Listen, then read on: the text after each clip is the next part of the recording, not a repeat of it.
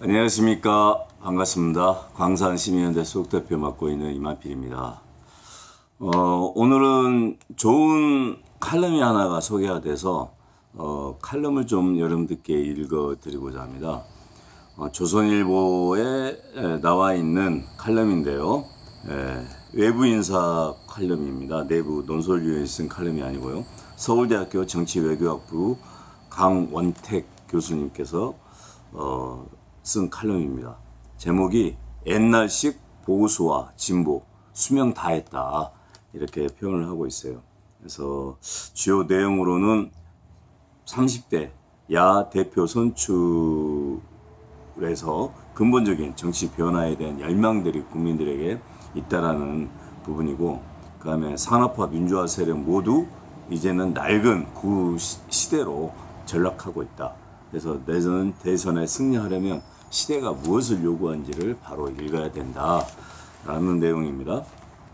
지금 현재 대선 관련된 정치권의 움직임들이 굉장히 빨라지고 있죠.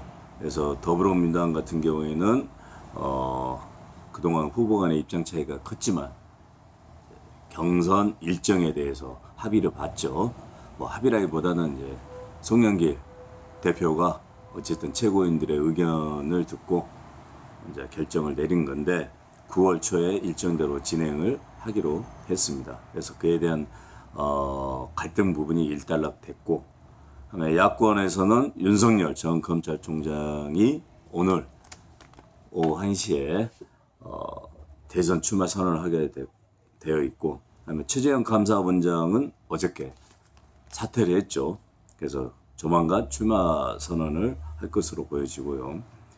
그래서 예전 대선과 좀 다른 점은 야권에서 실은 이제 국민의힘이 있죠.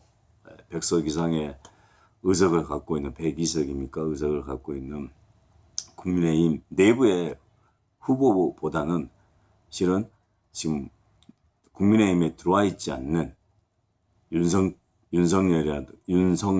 총장이라든가, 그다음에 최재형 원장에 대한 주목이 더 많다는 거죠. 이제 이상현상이라고 볼 수 있겠습니다. 그만큼 국민의힘이 그동안에 박근혜 대통령이 탄핵을 당하고 그 이후에 자성적인 목소리라든가 또 제도에 대한 어떤 개혁이라든가, 그리고 내부적인 시스템이나 이런 부분에 대해서 적극적으로 뭔가 노력을 하지 않았다는 반증일 수 있습니다. 최근에 이준석 당대표가 선출이 되는 모습을 보면 상당히 국민의힘이 뭔가 바꿔보려고 하는 의지가 강하죠. 그건 결과적으로 내년 대선에서 반드시 승리하겠다라는 의지인 거죠. 근데 중요한 것은 그런 의지의 표명도 중요하지만, 또 이렇게 해서 30대 당대표를 선출해서 당을 개혁해보겠다는 그런 생각도 중요하지만, 결과적으로는 과연 근본적인 밑바탕에 국민의힘이 지금의 시대에 맞는, 시대적 요청에 맞는 흐름을 받아들여서 새롭게 변화하려고 하는 내부적인 목소리나 이런 것들이 강렬하게 있는지, 오로지 2022년 내년 대선에 승리하겠다, 권력을 잡아서 다시 가져오겠다, 이런 의지의 표방이 뿐인 건지, 이 부분에 대한 것들은 굉장히 중요하다고 생각이 됩니다. 그래서 이런 부분에 대한 우려를 어쨌든 이 칼럼에서는 좀 하고 있는 것 같아요. 그래서 2012년 대선을 앞두고 정치권 밖에 있던 안철수의 지지가 높았지만, 당시 민주당 내에 문재인이라는 강력한 경쟁자가 또 존재를 했었죠. 그러나 적어도 아직까지는 국민의힘 당내 인물에 대한 기대감은 각종 여론조사에서 야권 후보 인기 1위인 윤석열은 말할 것도 없고, 명시적으로 정치 참여에 대한 입장조차 밝히고 있지 않는 최재형 감사원장에게도 밀리고 있는 상황입니다. 지금 홍준표 의원이 이제 복당이 돼서 이제 본인의 특유의 강렬한 목소리를 내고 있죠. 그게 이제 실은 주로 내부적인 비판, 윤석열 어떻게 보면 차게 같이 경쟁해야 될 처지에 있을 수도 있는 윤석열 여론조사 1위 후보에 대해서 강력하게 본인이 비판을 하고 있는데요. 그래서 어쨌든 그럼에도 불구하고 여론조사에서 한 5% 정도 나오는 거죠. 그래서 야권에서는 특히 국민의힘에서는 이 현상에 대해서 제대로 직시할 필요가 있다라고 얘기를 하고 있습니다. 탄핵 정국을 거치며 몰락한 보수 정치가 그 이후에도 반성하고 개혁하는 모습을 보이지 못했고 또 그에 맞는 새로운 인물을 제대로 키우지 못한 탓이라고 강원택 교수는 비판을 하고 있습니다. 분석을 하고 있습니다. 반면에 윤석열이나 최재형이 야권 지지자들의 관심의 대상이 된 건 우리 편이면 뭘 해도 다 괜찮다라는 현 집권층에 만연해 있는 불공정함 속에서 검은 건 검고 흰 건 희다라고 말하는 이들의 용기와 소신에 대해서 우리 국민들이 이 정도 손을 들어주고 있는 거 아닌가. 그래서 윤석열 전 검찰총장이나 최재형 전 감사원장에 대한 나름대로 여론조사 지지율이 높이 나오고 있다라고 분석을 하고 있습니다. 결과적으로는 야권뿐만 아니라 지금 현재 여권 집권당에도 또 청와대에도 이러한 문제가 있다는 걸 꼬집고 있습니다. 설령 그렇다고 해도 대통령이 되면 뭘 하겠다는 말조차 들어보지 못한 상황에서 정치적 경험이 전무한 법률관 출신들에게 더욱이 문재인 대통령에 의해 요직에 임명된 인물에 대한 야당 지지자들이 높은 기대감을 갖는 건 정말 의외의 일이다라고 얘기를 하고 있고 어쩌면 이들을 주목하게 된 더 중요한 이유는 미래에 대한 기대감보다 당장 문 대통령과 다툴 만한 인물로 보였기 때문일지 모른다라고 얘기하고 있습니다.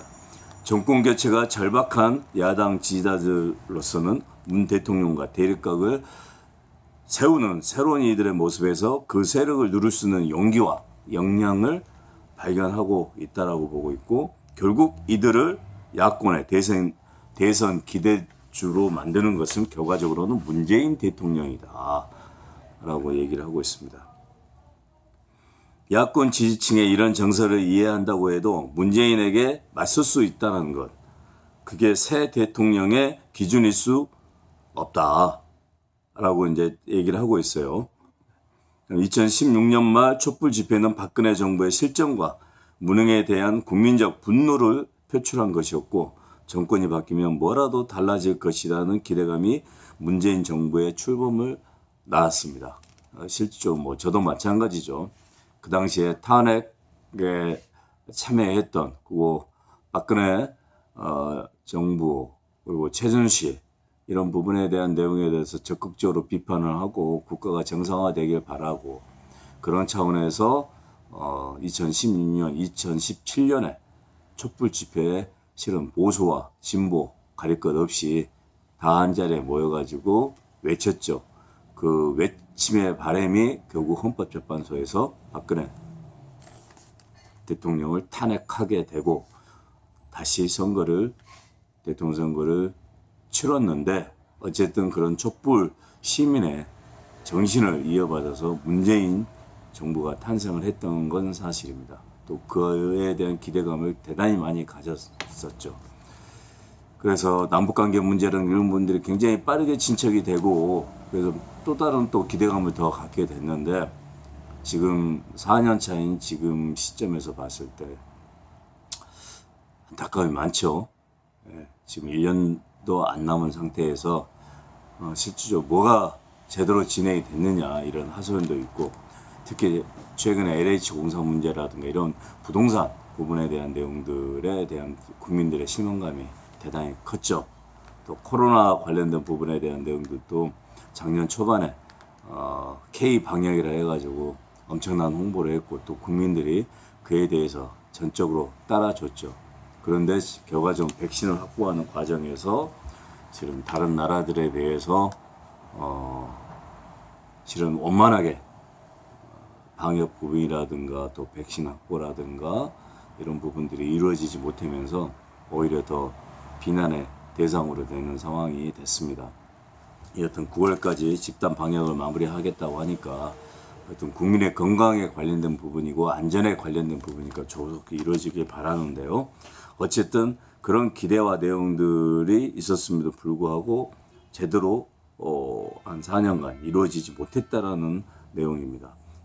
그래서 정권이 바뀌면 뭐라도 달라질 것이라는 기대감을 낳았음에도 불구하고 야당으로의 정권 교체가 이루어졌지만 국정 운영이나 리더십 모두 이전 정부와 딱히 달라진 게 없다. 별로 달라진 것이 없다라는 게 기본적인 평가라고 분석을 하고 있습니다. 그래서 박근혜 정부나 문재인 정부 모두 국가 주도적이고 대통령 중심적이고 권위주의적 국정 운영과 소수의 측근에 의해 의존하는 폐쇄적인 리더십을 똑같이 보여주고 있다라고 보고 있습니다. 그래서 권력은 더 집중되었고 말할 수 없이 오만해졌지만 부동산이나 청년 고용에서 보듯이 정책 실행에서는 무능했다라고 강원택 교수는 평가를 하고 있습니다.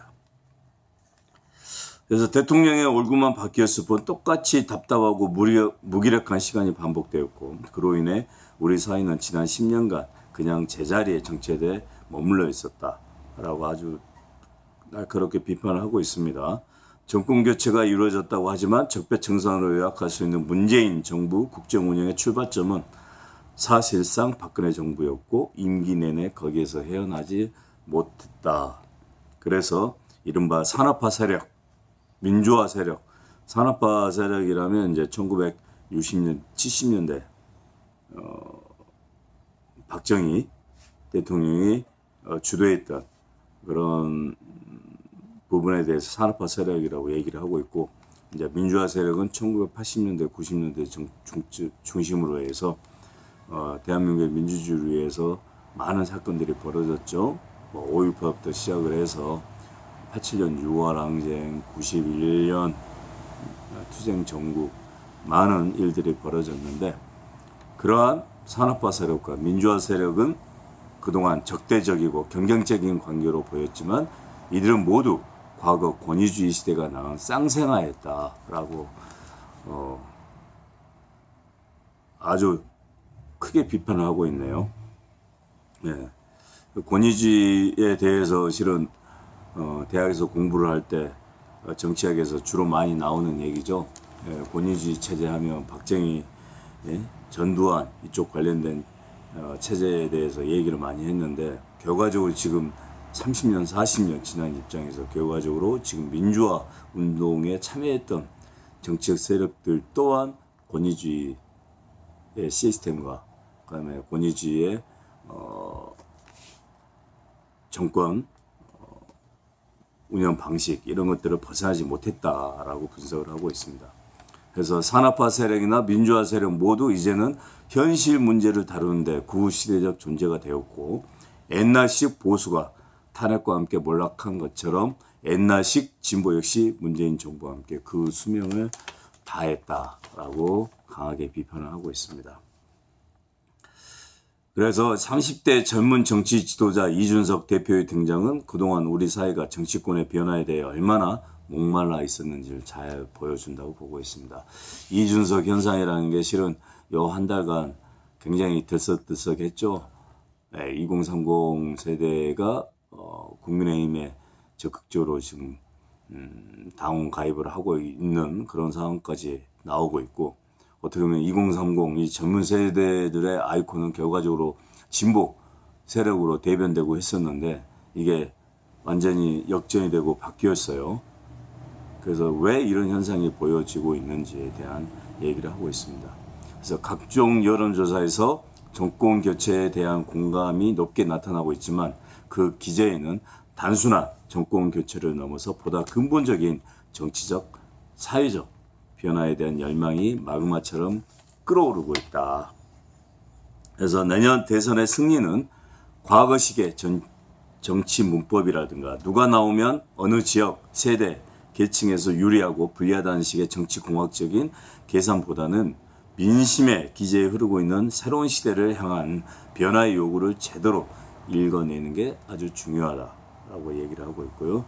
그래서 야당이 권력을 되찾고 오고 싶다면 문재인 정부에 대한 비판이나 부정에서 만족감을 찾을 것이 아니라 아예 그것을 송두리째 넘어설 수 있는 새로운 시대적 새로움을 갖추는 것이 필요하다라고 얘기를 하고 있습니다. 그러면 이러한 의미로 이미 시대적 시효를 다한 문재인 정부가 정치적 대안의 출발점이 되어서는 안 된다는 겁니다. 오로지 문재인 정부에 대한 비판을 통해서 반대를 통해서 정권을 잡겠다라는 그런 생각을 가지면 오사이라는 거죠. 중요한 건 국민들은 단순히 그것만을 바라보는 게 아니고 향후에 지금 우리 국민들이 원하는 게 무엇인지, 지금 시대가 어떻게 바뀌어 가고 있는지 이 흐름의 근간에 맞춰서 새로운 비전과 정책을 제시할 수 있는 정치적 그룹이 국민들에게 2022년 대선에서 선택받을 수 있을 것이다 라는 얘기를 하고 있고요. 진정으로 정권 교체를 원한다면 시대적 변화에 부응하는 새로운 보수주의에 대한 야권 전체의 고민과 절실함이 매우 중요하다라고 얘기를 하고 있습니다. 이 마지막 말은 말만 바꾸면 진정으로 정권 교체가 아닌 수권을 계속 정권을 이어가고자 한다면 더불어민주당은 시대적 변화에 부응하는 새로운 진보주의에 대한 여권 전체의 고민과 절실함이 더욱 중요하다. 이렇게 바꿔서 얘기해도 똑같이 통한다고 생각이 됩니다. 그래서 강원택 교수님은 이번 칼럼을 통해서 보수와 진보를 함께 비판을 하고 있고, 또한 정권을 잡고자 하는 양측에서 지금 현재 국민들이 원하는 게 무엇인지, 또 실질적으로 거기에 부합할 수 있는 실력과 내용들이 나와야만 국민들이 선택할 수 있다는 거죠. 특히 보수 같은 경우에는 문재인 정권 때리기로 정권을 잡을 수 있다라는 생각을 갖는 건 굉장히 오산이고, 그럴 수 없다. 잡을 수 없다는 얘기고, 새로운 보수의 길을 보여줘야 된다고 생각이 된다, 이렇게 얘기하고 있는데요. 저 또한 이 칼럼 내용에 대단히 동의를 하고, 중요한 것은 지금 이제 보수나 진보나 이념적 틀에서 갇혀가지고 산업화 세력이다, 민주화 세력이다, 이제 그런 틀거리로 싸우는 시대는 이제 지났습니다. 결과적으로 국민들은 다 봤습니다. 보수의 모습, 진보의 모습. 물론 그게 진정한 보수냐 진정한 진보이냐라고 얘기하면 한없이 많은 토론들을 할 수 있겠고 논란이 있을 수 있겠지만, 중요한 건 지금 보여지는 모습으로 보면 결과적으로 당으로 얘기하면 더불어민주당이나 국민의힘이나 그런 부분에 대해서 스스로 성찰하고 비판하고, 그걸 통해서 지금 현재 2021년도, 2022년도 이 시점에서 국민들이 원하는 게 무엇인지, 또 새로운 리더십이 무엇인지를 철저히 반성을 통해서 개혁하고, 그래서 그걸 국민들에게 보여줘야 된다고 얘기를 하고 있습니다. 이런 과정을 통해서 2020년 대선에서 승리한 곳이 향후에 5년간 대한민국을 이끌어 갈 것인데요. 그런 준비된 내용들, 또 국민과 소통하고 대화하고, 그다음에 본인의 잘못에 대해서 잘못했다고 인정을 하고 새로운 정책들을 개발하는 그런 시도를 하는 당이, 또 그런 권력이 2022년 대선에서 권력을 잡을 것이라는 생각을 갖습니다. 네, 이상으로 옛날식 보수, 진보 수명 다 했다, 우리 강원택 서울대학교 정치외교학부 교수님의 칼럼을 읽어드렸습니다. 감사합니다.